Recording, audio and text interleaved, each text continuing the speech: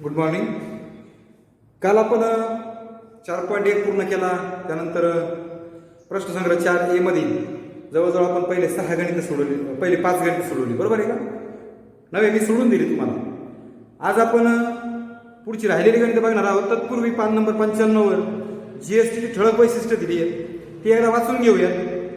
जीएसटीची वैशिष्ट्य काय? पहिला, जे विविध अप्रत्यक्ष कर होते ते सगळे संपुष्टात आलेले आहेत. हे पहिलं वैशिष्ट्य. वस्तू व सेवाबद्दल जो काय वाद होता, वस्तूला वेगळा न्याय आणि सेवेला वेगळा न्याय, तो वाद संपुष्टात आला. व्यापाऱ्यांसाठी राज्य निहाय नोंदणी उपलब्ध आहे, म्हणजे वेगवेगळ्या राज्यामध्ये तुम्ही नोंदणी करू शकता. म्हणजे आपल्याला जर जिथे नोंदणी करायची तिथे जीएसटी असणाऱ्या व्यापाऱ्यांना, ज्यांच्याकडे जीएसटी नाही, त्यांना या व्यवहाराच्या नोंदी व्यवस्थित ठेवून जीएसटीचा भरणा वेळेवर करावा लागतो. व्यवहारामध्ये पारदर्शकता आलेली आहे. साधी आणि समजण्यात सोपी आहे बघा ही जीएसटीची कर आकारणी. त्यानंतर करावर कर भरावे लागत नसल्यामुळे वस्तू आणि सेवाच्या किमती आवाक्यात आलेल्या आहेत. वस्तू व सेवांची आंतरराष्ट्रीय बाजारपेठेशी तुलना झाल्यामुळे त्याच्या गुणवत्तेत वाढ झाली बघा. कारण कॉम्पिटिशनमध्ये उतरायचं म्हटल्यानंतर चांगला माल द्यावा लागतो. जो मेक इन इंडिया हा जो प्रोजेक्ट आहे त्याला गती मिळालेली आहे. ही कर प्रणाली तंत्रज्ञानावर आधारित केल्यामुळे त्वरित निर्णय घेण्यास मदत झालेली आहे. आणि वस्तू व सेवा कर हा दुहेरी मॉडेल आहे, म्हणजेच केंद्र व राज्यांना समसमान करचा वाटा मिळतो. या ठिकाणी 94 पानावर आणखी माहिती आहे, 55 पानावर पण माहिती आणि 96 पानावर पण आहे. आपण ती जरूर वाचावी, म्हणजे आपल्या जीएसटीच्या नॉलेजमध्ये आपल्या भर पडेल. आता आपण जातोय पान नंबर 110 6व्या गणिताकडे. गणित आधी समजून घेऊया. झेड सिक्युरिटी सर्व्हिस देणाऱ्या कंपनीने 64,000 तत्पूर्वी सूत्र आहे बघा इथे. करपात्र रक्कम, आता करपात्र रक्कम म्हणजे जीएसटी, करपात्र रक्कम जी आहे म्हणजे जीएसटी, करपात्र रक्कम आधी जीएसटीचा दर, हे पहिलं सूत्र.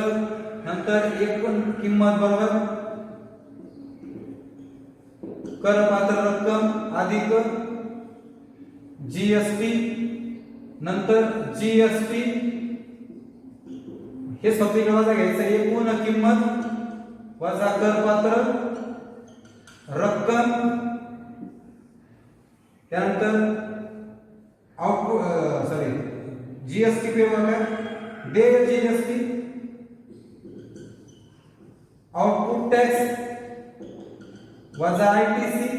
आयटीसी आपल्याला माहिती नाही, इनपुट टॅक्स क्रेडिट. या सूत्र आपल्याला लागणार आहेत, तुम्हाला हे माहिती ना. देय जीएसटी, देय जीएसटी भागिले 2, देय जीएसटी सुद्धा तसंच. आता बघा example number 6. Z security service देणाऱ्या कंपनीने 64,500 रुपये करपात्र किमतीची सेवा पुरवतो. करपात्र रक्कम 64,500. कुणासाठी ती करपात्र रक्कम? Z security service.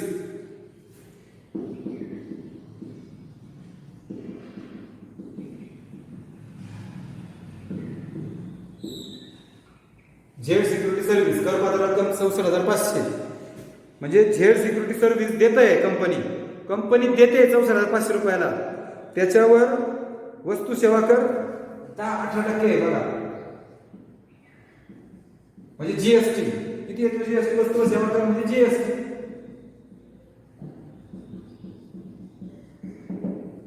बघा बरं का, म्हणजे 18% जीएसटी देऊन ती सर्व्हिस देते. समजा ती आपल्याला सर्व्हिस देते म्हणजे आपल्याला ते 64,500 द्यायचेच आहेत. अधिक टॅक्स द्यायचा आहे, म्हणजे ती टॅक्स घेणारे कंपनी घेतलेला टॅक्स जो असतो, जमा केलेला गोळा केलेला टॅक्स, कलेक्ट द टॅक्स, म्हणजे विक्रीच्या वेळेस केलेला जो टॅक्स असतो त्याला आपण आउटपुट टॅक्स म्हणतो. म्हणजे हे झालं आउटपुट टॅक्स बरोबर. सूत्र आहे बघा, हेच जीएसटी सूत्र वापरायचं. करपात्र रक्कम गुणिले जीएसटी दर 64,500 गुणिले 18% म्हणजे 18/100.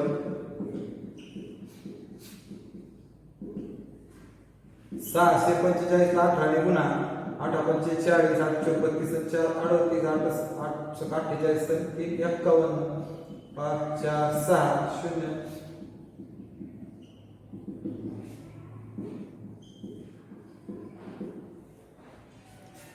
64,500 रुपये करपात्र. 64,500 गुणिले 18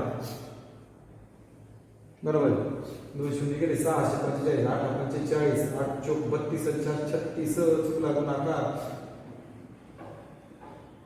8×45 8×32 36 8×48 51 5 4 6 0 6 5 11 6 6 5 11.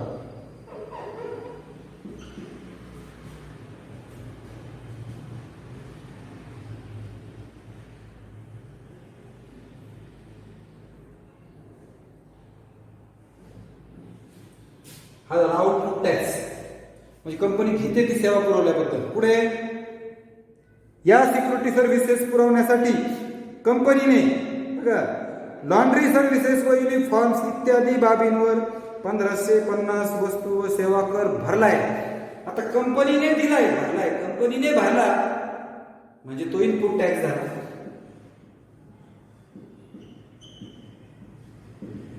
1550 रुपये म्हणजे आयटीसी किती असेल?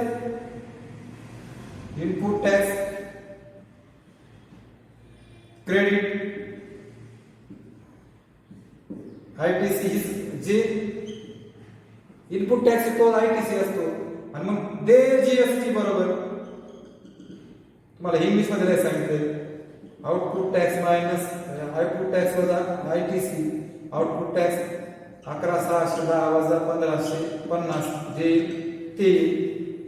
मग देय सीजीएसटी बरोबर देय जीएसटी भागिले 2.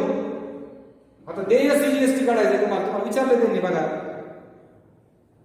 तर या कंपनीचा आयटीसी किती? आयटीसी आला बघा इनपुट टॅक्स क्रेडिट. त्यावरून देय सीजीएसटी व देय जीएसटी काढा. देय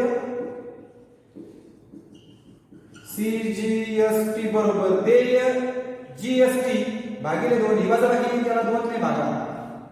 तसंच देय एसजीएसटी बरोबर देय जीएसटी भागिले 2 सेम येणार आहे. फक्त इथं सी च्या ऐवजी यस, बाकी सगळं सेम. 7वं गणित बघा. 7व्या गणितामध्ये आपल्याला काय विचारले नीट पहा बरं.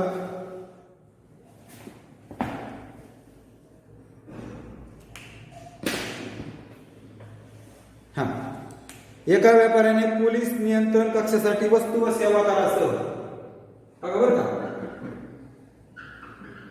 काय म्हणतात ते. एका व्यापाऱ्याने पोलीस नियंत्रण कक्षासाठी वस्तू सेवा करासह करासह काल आपला सहित गणित झालेले ते थोडं वेगळं गणित आहे.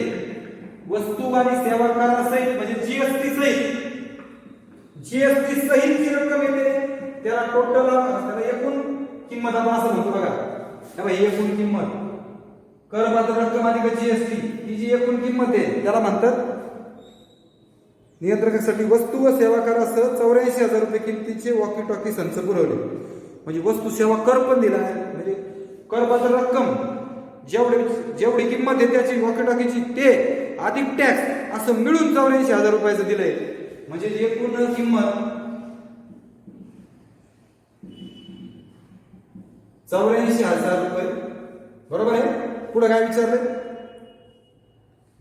वस्तू सेवा कराचा दर 12% असल्यास म्हणजे जीएसटी दर. ओके. पुढे त्याने आकारलेल्या करातील केंद्रीय जीएसटी म्हणजे सीजीएसटी आणि एचजीएसटी काढायचे आणि वॉकी टॉकी संचाची करपात्र किंमत काढायची. वॉकी टॉकी संचाची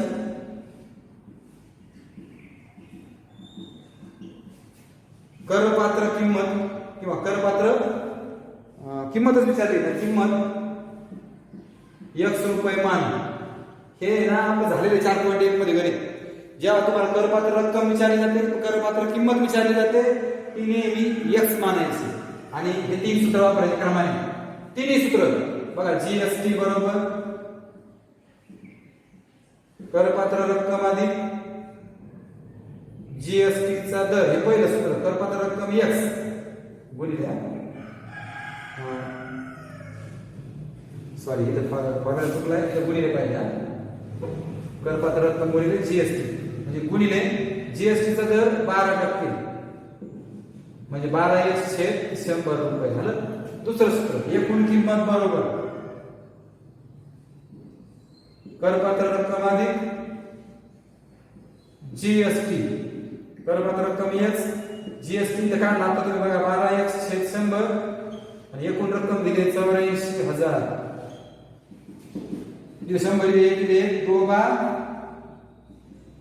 100 ने गुणून 100 गुणिले 84,000 प्रत्येकाला गुणायचं. 100 गुणिले 1/1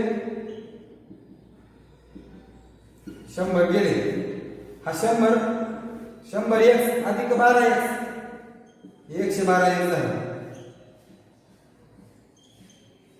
हा गुणिले 112 इकडे भागिले होईल म्हणजे x बरोबर 100 गुणिले 84,000 भागिले 112. हा गुणिले 112 भागिले 2 ने भागा. 2 × 10 2 × 12 2 × 10 2 गुणिले 4 2 × 10. ओके. 28 च्या पाड्यामध्ये 84 बघा 28 28 28 त्रिक 84 30 असेच. 25 गुणिले 3000 30 असेच. 25 त्रिक 75. एक्स काय मानलाय वॉकी टॉकी संचाची करपात्र किंमत. वॉकी टॉकी संचाची करपात्र किंमत 75,000 रुपये आहे. दुसरं सूत्र वापरलं. तिसरं वापरायचं जीएसटी बरोबर एकूण किंमत वजा करपात्र रक्कम. एकूण किंमत होती 84,000 आणि ही करपात्र आली आता 75,000 म्हणजे उत्तर आलं 9,000. दोघांची बाजू करून बघा. जीएसटी आला तुम्हाला सीजीएसटी आणि एचजीएसटी काढायचे. सीजीएसटी बरोबर जीएसटी भागिले 2 9,000 भागिले 2 4,500. 9,000 भागून बघा आणि एस जीएसटी हे असंच येईल. या ठिकाणी हे गणित संपलं. कळलं का? हे करपात्र रक्कम जी आहे ना ती एक्स मानायची आणि मग तिथून पुढं हे 3 सूत्रक्रमाने वापरायचे. आधी वापरायचं मग हे वापरायचं. इथं सोडवलं की तुम्हाला एक्स मिळेल आणि मग याच्यात किंमत टाकली की तुम्हाला करपात्र रक्कम मिळेल. सॉरी जीएसटी मिळेल. जीएसटी मिळेल की जीएसटी सीजीएसटी सोपं आहे काढायला. आता त्याच्या पुढचं गणित. आता जे पुढचे 2 गणित आहेत ना की थोडीशी वेगळी आहेत बरं का. 8 आणि 9 त्यामुळे थोडंसं लक्ष द्यायचं काळजीपूर्वक. थोडंसं अवघड जास्त काही नाही. अवघड नाही म्हणता यायचं फक्त समजायला कठीण कारण आपला फक्त आतापर्यंत पॅटर्न आणि ह्या 2 गणितांचा थोडासा संबंध 2-3 ओळी वाढणार आहे ना. मग काय वाढलंय नेमकं हे आपल्याला समजलं पाहिजे. का लिहिलं आपण ते नेमकं इथंच का लिहिलं तर इथे शब्द आले तर ते मी तुम्हाला सांगणार आहे. एका ठोक व्यापाऱ्याने बघा ठोक व्यापारी ओके 1,50,000 रुपये करपात्र किमतीचे विद्युत साहित्य खरेदी केले. बघा 1,50,000 रुपयाचं खरेदी केलं. कुठून केलं असेल ते. ओके. ते सर्व साहित्य किरकोळ व्यापाऱ्यास 1,80,000 ला विकले. किरकोळ व्यापारी 1,80,000 ला विकलं. किरकोळ व्यापाऱ्याने ते सर्व ग्राहकाला 2,20,000 ला विकलं. ग्राहक 2,20,000. ही आकृती काढायचं वाटतं. जाऊ दे मी कसं काढतो. ठोक व्यापारी किरकोळ व्यापारी आणि ग्राहक याने कोणाबद्दल घेतलं कितीला 1,50,000. याने विकलं याला 1,80,000. याने याला विकलं 2,20,000. ओके, चेन लक्षात आली. जीएसटीचा दर 18% बरं का. जीएसटी दर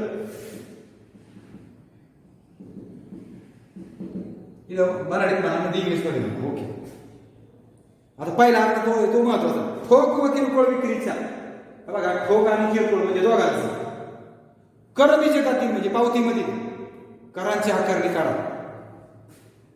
म्हणजे पावतीमध्ये कोणता टॅक्स दिला जाईल ते पाहायचं आपल्याला. आणि ठोक व्यापाराचं तसंच किरकोळ व्यापाराचं देश जीएसटी आणि जीएसटी पण काढा. आता आधी पावतीतला काढावं लागेल, त्यांनी किती द्यायचं आहे प्रत्येक. तुम्हाला मी सांगितलं बघा, आता किरकोळ व्यापारी हा याच्याकडून जो टॅक्स घेणार आहे तो आउटपुट टॅक्स आहे. तो जो आउटपुट टॅक्स आहे तेव्हा याच्या पावतीत येणार आहे. हा ठोक व्यापारी किरकोळ व्यापारी जो टॅक्स घेणार आहे तो पावतीमध्ये येईल. पण प्रत्यक्षात ठोक व्यापारी किती टॅक्स भरतो? घेतलेला टॅक्स वजा भरलेला टॅक्स, त्याला आपण आउटपुट टॅक्स वजा ITC म्हणतो, इन्कम टॅक्स क्रेडिट. मग तो फरक आहे, ती सवलत त्याला मिळते, तो झाला प्रत्यक्ष भरलेला. आणि पावतीतला म्हणजे कशावर असतो? पावतीत कोणता येणार? ठोकवाल्याने किरकोळवाल्याने जो घेतला तोच पावतीमध्ये येणार, म्हणजे तो आउटपुट टॅक्स येणार. याने ग्राहकाकडून घेतला तोच आउटपुट टॅक्स पावतीमध्ये येणार. त्याला 2 ने भागले की CGST HGST येणार. तेव्हा नीट पाहता, ठोक व्यापाऱ्यासाठी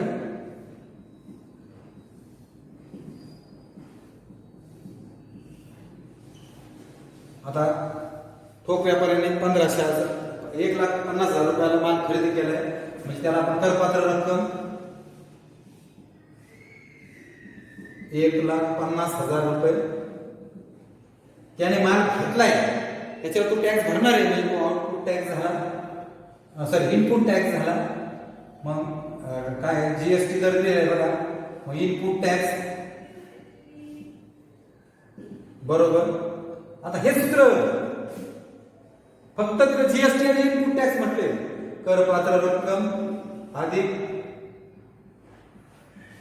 जीएसटी दर 1,50,000 अधिक नाही सॉरी गुणिले जीएसटीचा दर 18 भागिले 100, 2 शून्य गेले, 2 शून्य असेच 1,500 गुणिले 18 आहे बघा, 2 शून्य असेच 15 120, 12 4 15 1 15 12 27,000 इनपुट टॅक्स.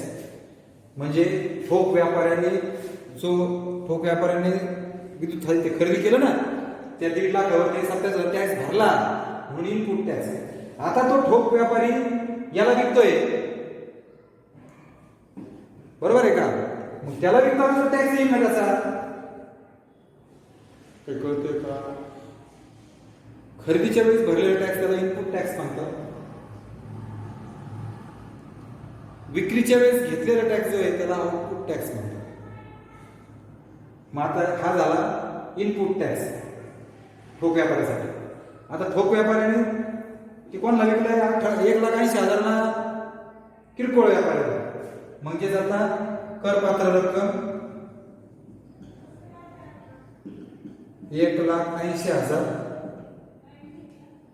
आउटपुट टॅक्स बरोबर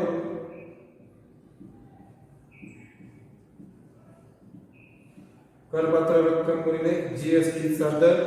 हे सूत्र 1,80,000 गुणिले 18/100, 2 शून्य गेले, 1800 गुणिले 18, 2 शून्य 18 गुणिले 18 324, म्हणजे 32,400 हा आउटपुट टॅक्स झाला. आता आपला जो पहिला प्रश्न जो आहे तो नीट पहा. आता ठोक व किरकोळ विक्रीच्या कर बीजकातील कराची आकारणी काढायची.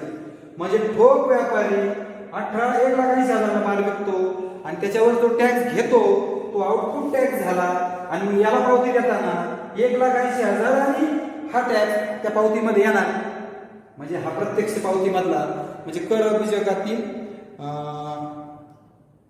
ठोक व किरकोळ विक्रीच्या कर. हा ठोक व्यापाऱ्याच्या कर बीजकातील ठोक व्यापाऱ्याच्या कर बीजकातील जीएसटी किंवा टॅक्स 32,400. आता ठोक व्यापाऱ्याच्या कर बीजघाती CGST बरोबर GST भागिले 2 32400 भागिले 2 बेक बे बे सक 12 बे 7 14 म्हणजे भागात होतो बेक बे बे सक 12 बे 2 4 बे 0 0 16200 रुपये हा ठोक व्यापाऱ्याचा कर बीजघाती CGST आणि ठोक व्यापाऱ्याच्या कर बीजघाती HGST सेम येणार 16200.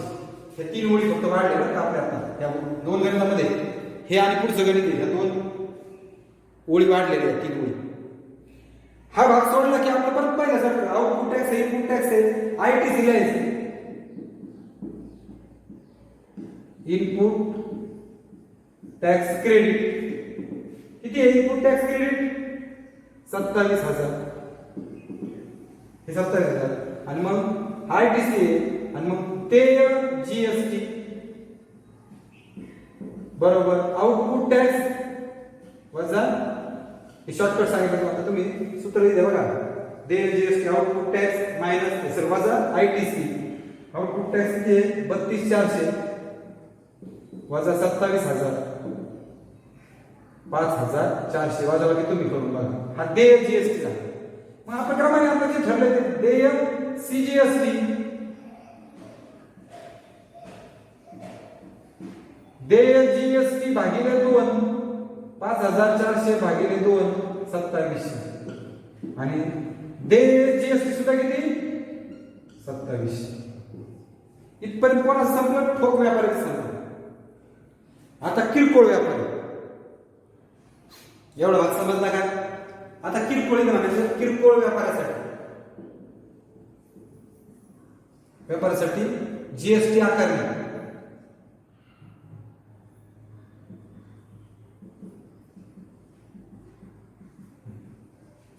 आता मला सांगा जो ठोक व्यापाराचा आउटपुट टॅक्स आहे तो किरकोळ व्यापाराचा इनपुट टॅक्स होईल.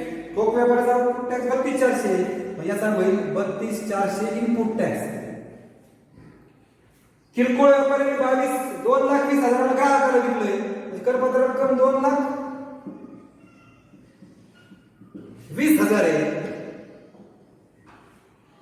आउटपुट टॅक्स त्याने ग्राहकाकडून तो टॅक्स घ्यायला आउटपुट टॅक्स बरोबर करपात्र रक्कम गुणिले म्हणजे 2,20,000 2,20,000 दोन शून्य गेले 2200 गुणिले 18 2 शून्य 18 गुणे 36 36 39,600 हा झाला आउटपुट टॅक्स कोणाचा? किरकोळ व्यापाऱ्याचा.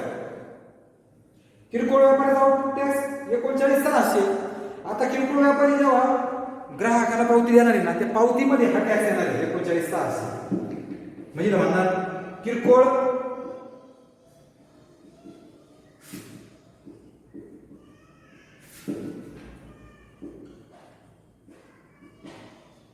व्यापाऱ्याचा कर बीजघाती GST 39,600. इथं तसं किरकोळ व्यापाऱ्याच्या कर बीजघाती GST भागिले 2 39,600 भागिले 2 2 ने भागा बे 9 18 बे 8 19,800 आणि हा सुद्धा किती? किरकोळ व्यापाऱ्याच्या कर बीजघाती HGST बरोबर GST भागिले 2 39,600 भागिले 2 म्हणजे 19,800. हे एवढा जो गोल केलेला आहे हा आपला पहिला प्रश्न आहे. कर बीजघाती CGST व HGST काढा. बाकीचं आपलं कंटिन्यू करायचं. मग आता हा इनपुट टॅक्स झाला, हा झाला ITC. हे बघा इनपुट टॅक्स क्रेडिट किती आहे 32,400. देय GST आउटपुट टॅक्स किती आला 39,600 वजा 32,400 मग 39,600 32,400 002 7,200 आला बघा. आणि मग देय GST 7,200 भागिले 3600 होईल. हे सुद्धा किती पुढचं सगळं सेम संपलं गणित. कारण आपल्याला तेवढं दोघांचं विचारलेलं आहे. 9वं गणित बघा. अण्णा पाटील यांनी गणित समजून घ्या, गणित समजल्याशिवाय सोडवता येणार नाही. पुन्हा पुन्हा तेच सांगतोय मी. त्याच्यात आता जे होतं ना की बीजकातील दाखवा, कर बीजकामधली रक्कम ही आउटपुट टॅक्स असतो, लक्षात ठेवायचं. कारण तो टॅक्स घेतो ना, मग तो पावती दाखवावा लागतो.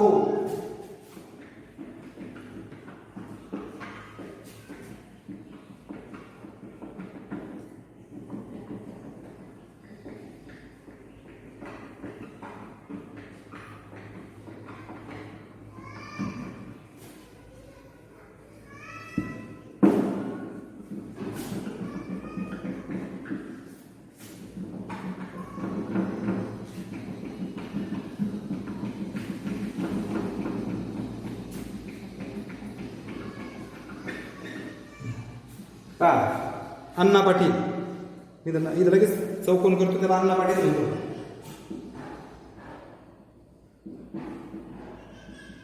अण्णा पाटील यांनी 14,000 रुपये करपात्र किमतीचं एक व्हॅक्युम क्लीनर वसईतील व्यापाऱ्यास, वसईचा व्यापारी 14,000 रुपयाला विकला. 28% दराने जीएसटीचा दर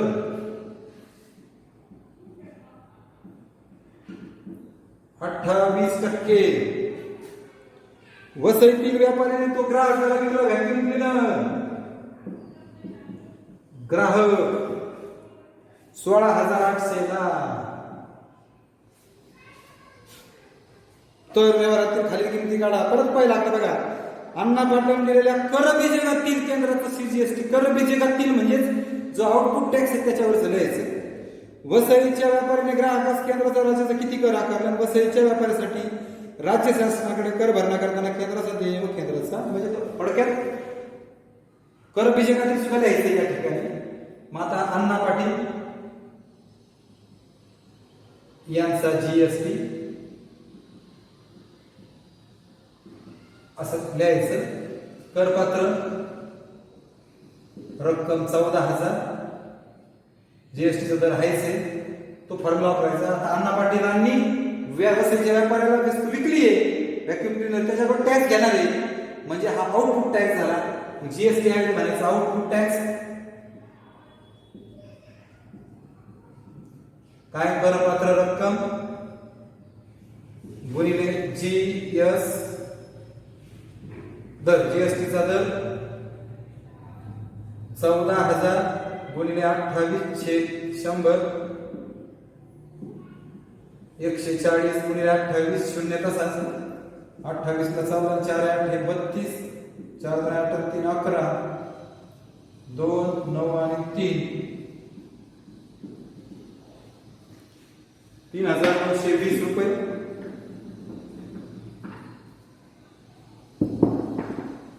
आता हा आउटपुट टॅक्स झाला अण्णा पाटलांनी दिलेला, म्हणजे अण्णा पाटलांनी दिलेला नाही, सॉरी, अण्णा पाटलांनी जो वसईच्या व्यापाऱ्याला माल विकला होता, म्हणजे व्हॅक्युम क्लीनर विकलं 14,000, 14,000 अधिक 3,920 रुपये अण्णा पाटील घेणार आहेत, म्हणजे पावतीमध्ये ही रक्कम येणार आहे. म्हणजे अण्णा पाटलांनी दिलेल्या कर बीजकातील, अण्णा पाटलांच्या कर बीजकातील जीएसटी बरोबर 3,920 रुपये हा जीएसटी आहे, ज्याला आपण काय म्हणतात ते वस्तू व सेवा कर, बरोबर आहे ना. आता अण्णा पाटलांच्या कर बीजकातील हे सेम बरं का, जीएसटी बरोबर जीएसटी भागिले 2, 3,920 भागिले 2, बे 9 18 बे 12 बे 9 18 बे 12. ओके. आणि सेम अण्णा पाटलांच्या कर बीजकातील जीएसटी बरोबर जीएसटी भागिले 2, 3,920 भागिले 2. ही ज्या वळी आहेत 3 वळी ह्या नवीन आहेत, ह्या आपल्या 4.1 मधील गणितामध्ये नाहीत किंवा इतर गणितांमध्ये सुद्धा नाही. त्यांनी कर बीजकातील शब्द आला की आउटपुट टॅक्स द्यायचा आणि त्याला दोन्ही भागलं की कर बीजकातील रक्कम येईल, कारण पावतीमध्ये हा टॅक्स येत असतो. प्रत्यक्षात द्यावयाचा कर जो असतो हा आउटपुट टॅक्स वजा इनपुट टॅक्स म्हणजे ITC, मग तो देय GST वेगळा असतो. आता हे झाला अण्णा पाटलांचा. आता वसईचा व्यापारी, वसईच्या व्यापाऱ्याचा GST नंबर 2. करपात्र रक्कम वसईच्या व्यापाऱ्याने काय केले, केवढ्याला विकले, 16,800 रुपये. GST दर 28. पण आता वसईच्या व्यापाऱ्याने टॅक्स भरलाय नाही याला. भरलेला टॅक्स हा इनपुट टॅक्स असतो. याचा आउटपुट म्हणजे याचा इनपुट, अण्णा पाटलांचा आउटपुट म्हणजे वसईच्या व्यापाऱ्याचा इनपुट टॅक्स. आउटपुट टॅक्स होईल त्याचा इनपुट टॅक्स होईल. इनपुट टॅक्स बरोबर 3,920 रुपये. कळलं का? आता आउटपुट टॅक्स बरोबर हा फॉर्म्युला, करपात्र रक्कम गुणिले GST दर. 16,800 रुपये करपात्र रक्कम आहे आणि 28% 168 गुणिले 28. 168 ला 28 ने गुणा 8 8 64, 8 6 48, 54, 8 5 13, 2 8 16, 2 12 13, 2 1 3. बरोबर आहे, 28% आहे. 8 8 64, 48 6, 8 6 48, 54, 8 5 8 8 5 13, 2 8 16, 2 12 13, 2 1 3.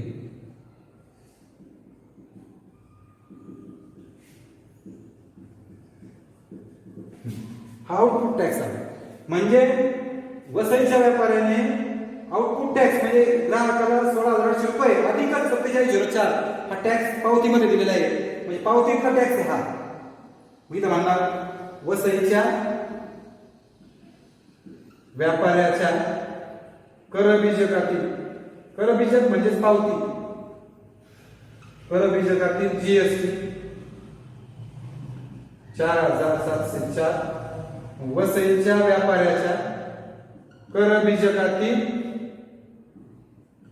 CGST बरोबर GST भागिले 2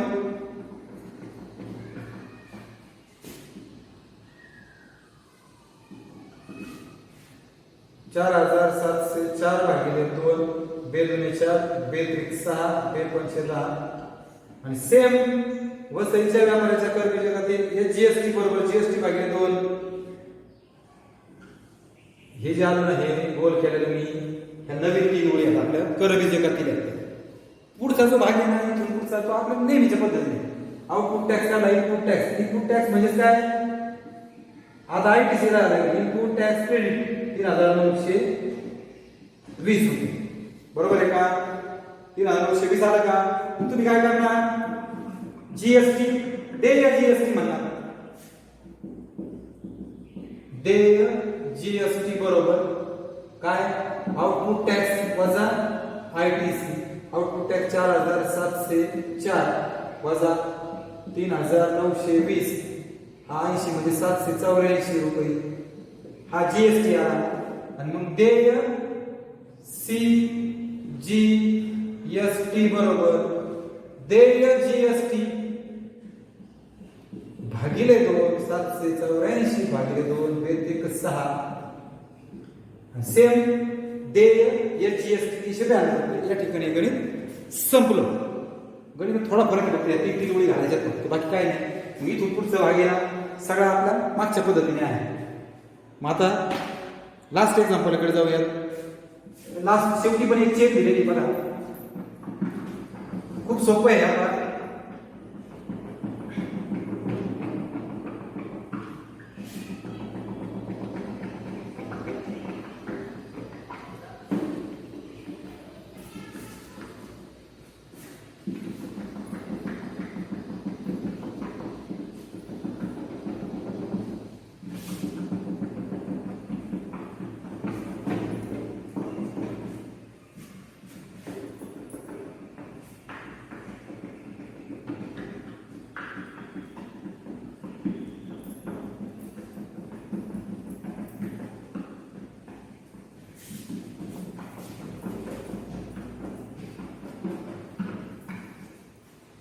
शेवटचं जे एक्झाम्पल आहे ते चेन जे आहे ते सारखं समजून बघा.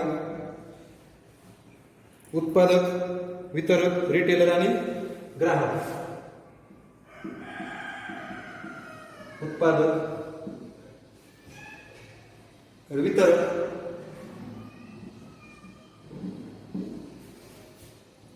रिटेलर,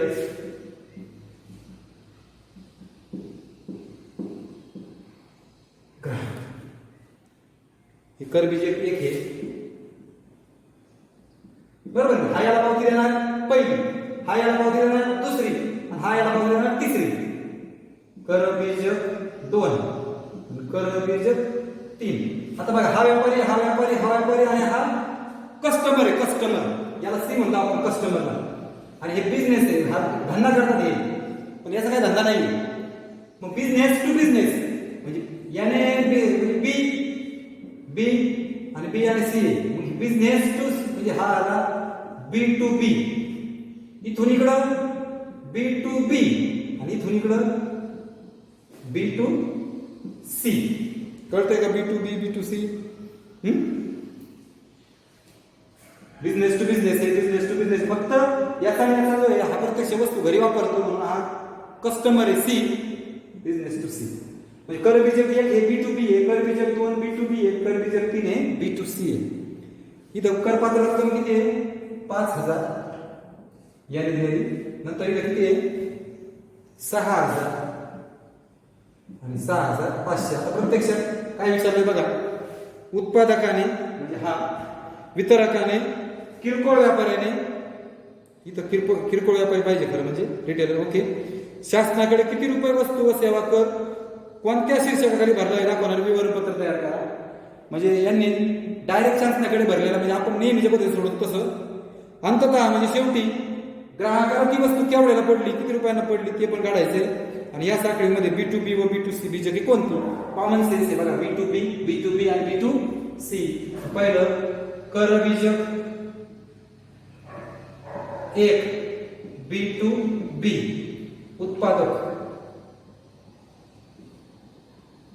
उत्पादकासाठी किंवा उत्पादकाने भरावयाचा जीएसटी.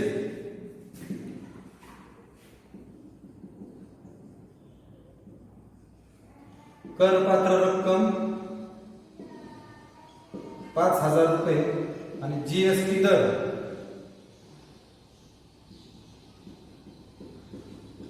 12%. तिला आहे बघा स्टार्टला दिलेलं. आता आपलं जीएसटी सूत्र आहे. फक्त तिला आता हा उत्पादक वितरकाला विकणार आहे म्हणजे तो घेणार आहे म्हणजे आउटपुट टॅक्स झाला. म्हणजे जीएसटी आहे आउटपुट टॅक्स म्हणायचं फक्त. आउटपुट टॅक्स बरोबर करपात्र रक्कम गुणिले जीएसटी दर 5,000 गुणिले 12/100 50 गुणिले 0.12/60 बरोबर आहे. आता याने दिलेल्या हा जो प्रत्येक भरेल टॅक्स म्हणजे आता हा याच्याकडून 600 रुपये घेणार आहे. पण याने काय करून घेतलेलं दाखवलं नाही म्हणजे हा डायरेक्ट 600 रुपये टॅक्स गव्हर्नमेंटला भरणार. जीएसटी उत्पादकाचा जीएसटी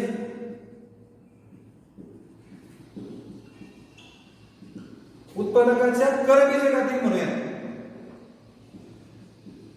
करबीजकातील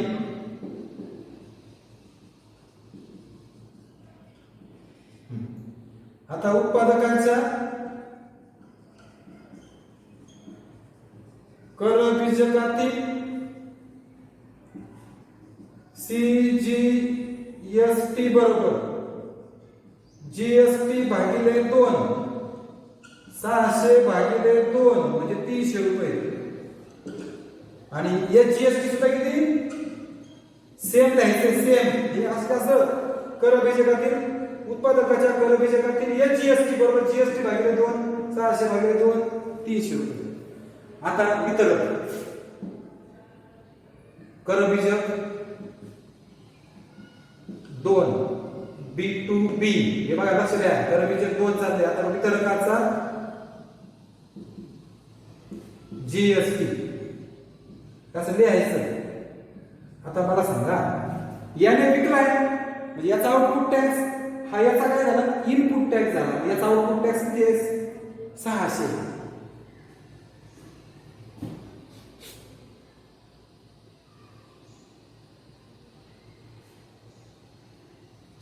आता टॅक्स कर शब्द वापरा किंवा टॅक्स शब्द वापरा दोन्हीचा अर्थ एकच बरं का. कर म्हणजेच टॅक्स.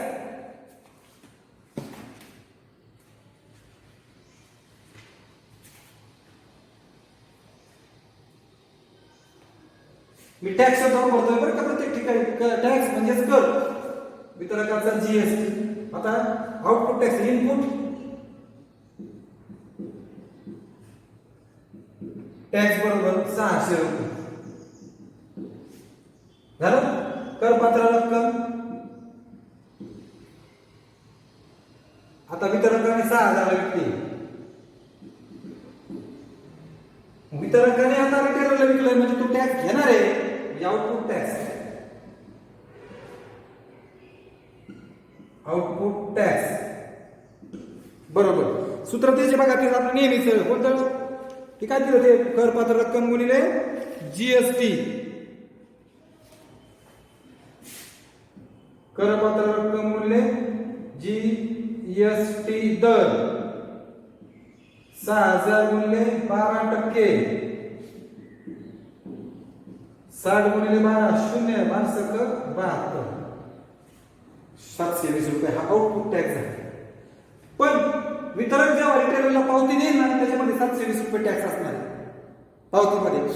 पावती मधला कर विजयकातला काढू आणि नंतर वापस आपला रेग्युलर काढू. मग कर विजयकातली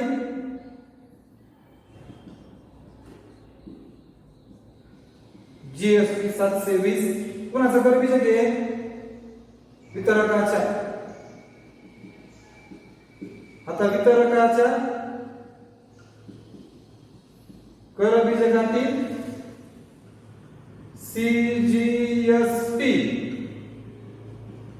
जीएसटी भागिले 2 720 भागिले 2 360 आणि एचजीएसटी सुद्धा किती 360. हा कर विजयकातील झाला. पण प्रत्यक्षात द्यावा याचा हा वितरक प्रत्यक्ष किती भरेल मग आयटीसी म्हणजे इनपुट टॅक्स किती बघा 600 रुपये. मग आपण काय म्हणतो दे जीएसटी आउटपुट टॅक्स वजा आयटीसी.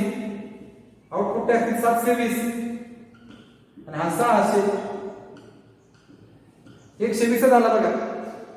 देय जीएसटी मग देय सीजीएसटी देय जीएसटी भागिले 2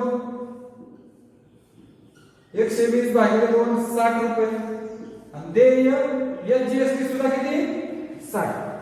म्हणजे वितरकाने देय जीएसटी 120 वितरकाने देय सीजीएसटी 60 आणि 60 हा पावतीतला आहे बरं का. हे गोलात केलं ना हे पावतीमध्ये असणार आहे आणि प्रत्यक्षात जो भरायचा आहे वितरकाने तो इथून हे पुढचं आहे. सेम तिसरी कर विजय 3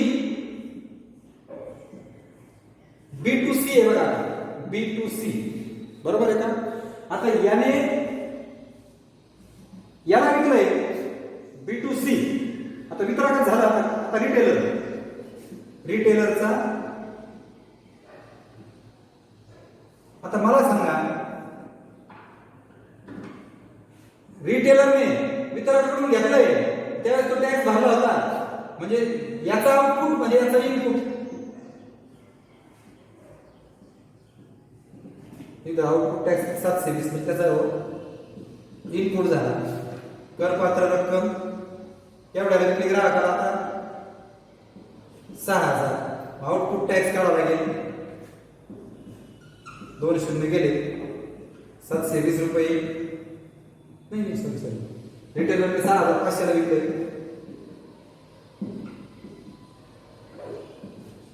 12 25 7 72 780 रुपये आला आउटपुट टॅक्स आहे.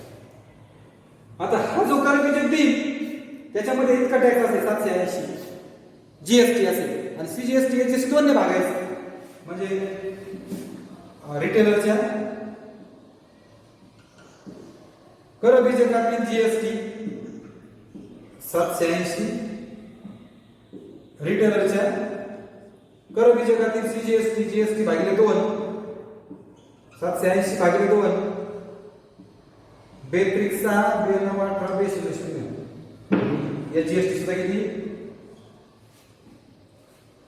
हा जो भाग आहे ना हा अन्ना पाटलाच्या आणि त्या ठोक व्यापाऱ्याच्या म्हणजे 8व्या आणि 9व्या गणितात आपण काढत होतो.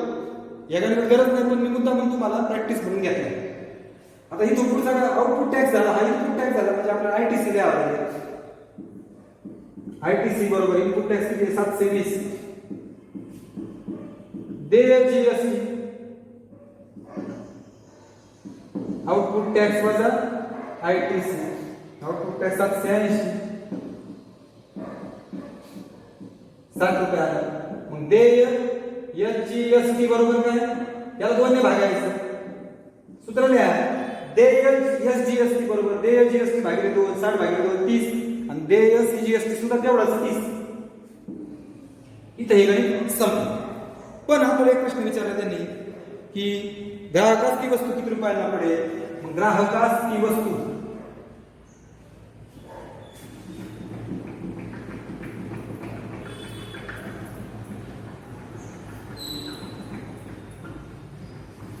वस्तूची एकूण किंमत रिटेलर किती? 6500 रुपयाला, म्हणजे करपात्र रक्कम अधिक जीएसटी, म्हणजे वस्तूची किंमत काय होईल? करपात्र रक्कम अधिक जीएसटी 6500. आणि रिटेलरने किती जीएसटी? पावती मधला जीएसटी बघायचा, पावती मधला जीएसटी लिहून ठेवला आहे. रिटेलरचा कर बीजकातील जीएसटी 780 रुपये. या दोघांची बेरीज 08 7 12 ही वस्तू त्या ग्राहकाला 7280 रुपयाला पडेल. अशा पद्धतीने आपलं हे प्रकरण संपलेलं आहे. आपण आता तुम्ही नीट समजून घ्या, नीट पुन्हा पुन्हा प्रॅक्टिस करा, म्हणजे तुम्हाला ती गणितं सोपी जातील. सूत्र फार महत्वाचे, त्याच्यासाठी सूत्राशिवाय शक्य नाही. या ठिकाणी आपण थांबू. धन्यवाद.